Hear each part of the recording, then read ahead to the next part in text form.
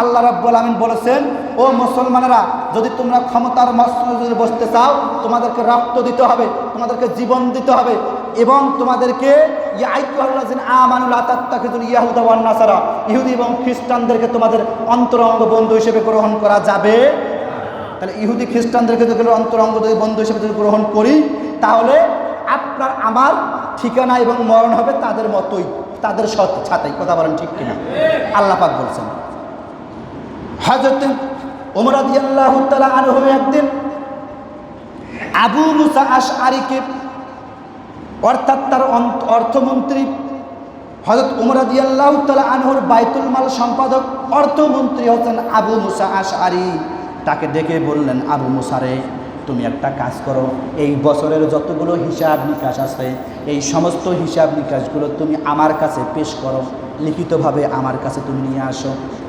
আবু মুসা আশআরীর একজন বন্ধু ছিল, তার কর্মচারী ছিল, তার কেরানি ছিল একজন খ্রিস্টান। জোরে বলেন কি? খ্রিস্টান ছিল। এই খ্রিস্টানকে তিনি সমস্ত কিছু লিখে ওমর রাদিয়াল্লাহু তাআলা আনহুর দরবারে প্রেরণ করলেন। ওমর রাদিয়াল্লাহু তাআলা আনহু সমস্ত হিসাব নিকাশ দেখে এবার সমস্ত জনতাকে, সমস্ত সাহাবীদেরকে ডাক দিয়ে বললেন, এই ব্যক্তিটাই হলো সব থেকে বিশ্বস্ত ব্যক্তি। এবার এই কথা যখন ওমর রাদিয়াল্লাহু তাআলা আনহু যখন বললেন বিশ্বস্ত ব্যক্তি, এবার ডাক দিয়ে বললেন, ওমর, ও আবু মুসা আশআরীর কেরানি, তুমি এবার মসজিদের মধ্যে প্রবেশ করো, মসজিদে নববীর মধ্যে তুমি এবার প্রবেশ করে এক বছরের যতগুলো হিসাব নিকাশ আছে সমস্ত হিসাব নিকাশগুলো তুমি জনতার সামনে পেশ করো। যেই এই কথা বলেছেন, সঙ্গে সঙ্গে পাশেই ছিলেন আবু মুসা আশআরী রাদিয়াল্লাহু তাআলা আনহু, ডাক দিয়ে বললেন, আমিরুল মুমিনিন, এই ব্যক্তি তো অপবিত্র, এই ব্যক্তি তো মসজিদে প্রবেশ করে হিসাব দিতে পারবে না। ওমর ডাক দিয়ে বললেন, সে কি জুনুব অবস্থায় আছে নাকি? তার শরীরে কি নাপাকি লেগে আছে নাকি? সে স্ত্রী সহবাস করেছে নাকি? তার শরীর যদি নাপাকি অবস্থায় থাকে তাহলে মসজিদে প্রবেশ করার দরকার নাই। এবার আবু মুসা আশআরী ডাক দিয়ে বললেন, আমিরুল মুমিনিন, না না, সে এরকম করে জুনুব অবস্থায়ও নাই, সে নাপাক অবস্থায়ও নাই, সে একজন খ্রিস্টান। এই কথা যেই বলেছেন, ওমর রাদিয়াল্লাহু তাআলা বসা মানুষ দাঁড়িয়ে এবার আস্তে করে আবু মুসা আশআরী রাদিয়াল্লাহু তাআলা আনহুর গলাটাকে চেপে ধরে এবার ডাক দিয়ে বলতেছেন, আবু মুসা আশআরী রে, তুমি কি সূরা মায়েদার 51 নম্বর আয়াতটা কি তুমি পড়ো নাই?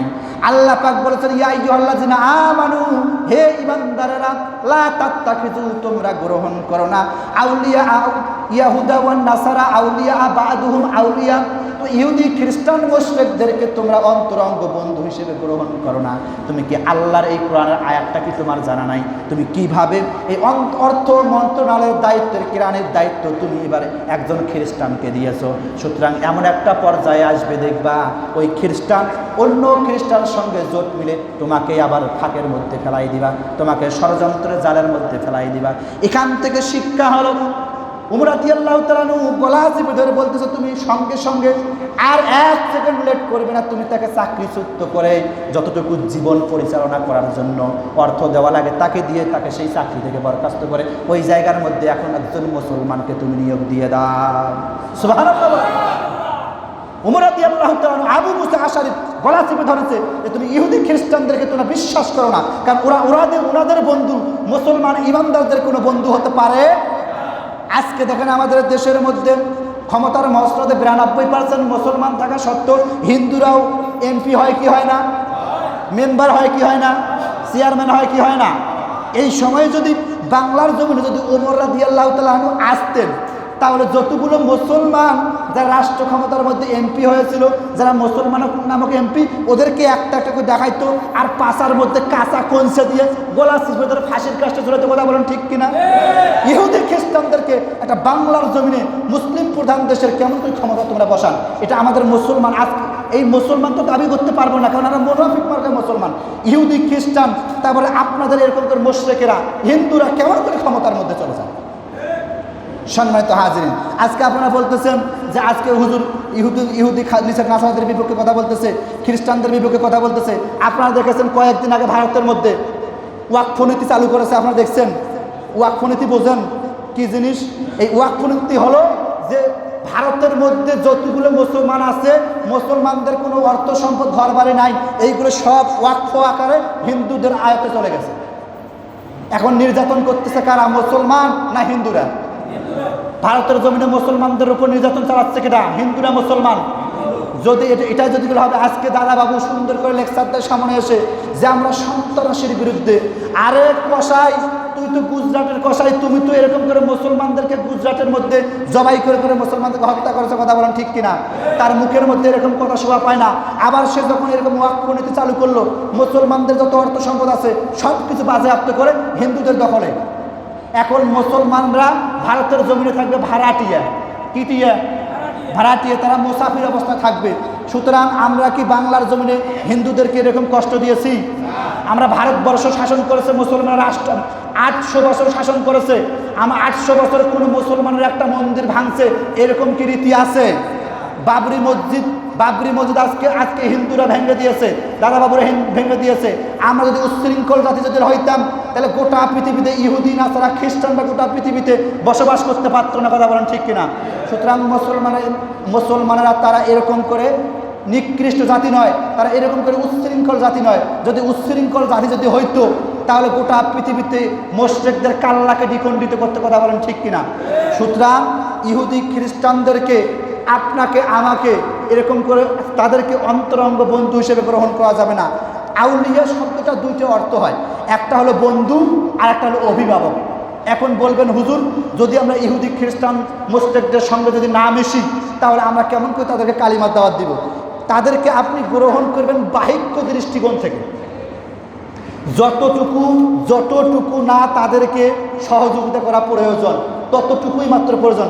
অন্তরঙ্গ বন্ধু হিসেবে তাদেরকে আপনি বাসার মধ্যে নিয়ে এসে মেহমানদারি, উড়ি বাপরে বাপ। একটা মুসলমানের সঙ্গে আপনার ভালো সম্পর্ক নাই, কিন্তু ভালো সম্পর্ক আপনার হিন্দুর সঙ্গে, এরকম মুসলমান একটাও নাই।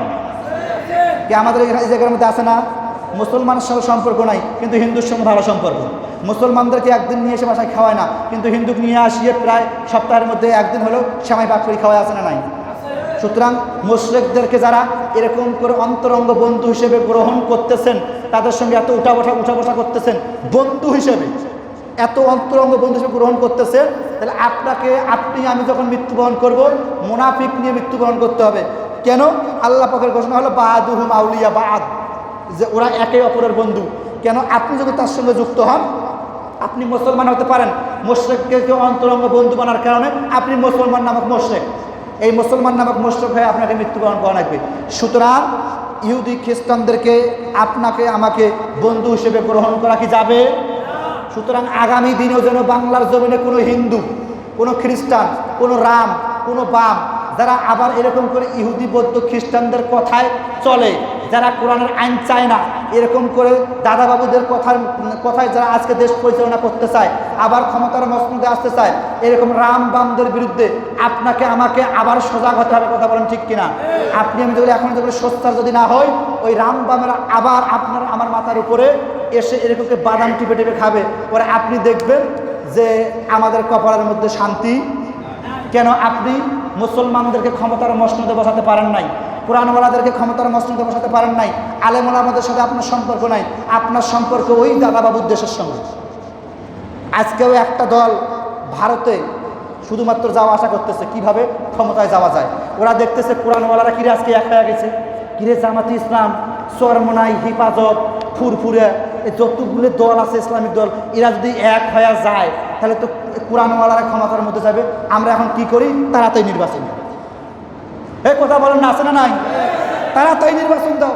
কেন? ওদের দলের লোক আজকে চাঁদাবাদি করতেছে, আছে না নাই? আজকে ধর্ষণ করতেছে, আজকে জিনা করতেছে, ব্যভিচার করতেছে।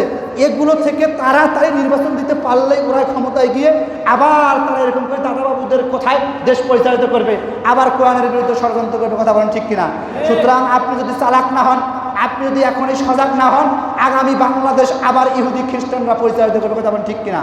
সুতরাং আগামী বাংলাদেশকে কোরআনের বাংলাদেশ করার জন্য, গোটা পৃথিবীর মুসলমানদেরকে এক হয়ে ফিলিস্তিনদের পক্ষে থাকার জন্য আমরা প্রস্তুত আছি তো? মুসলমান দুই হাত তুলে আরেকবার আল্লাহকে দেখান, তাকবীর দেন, লিল্লাহি তাকবীর, জোরে বলেন লিল্লাহি তাকবীর।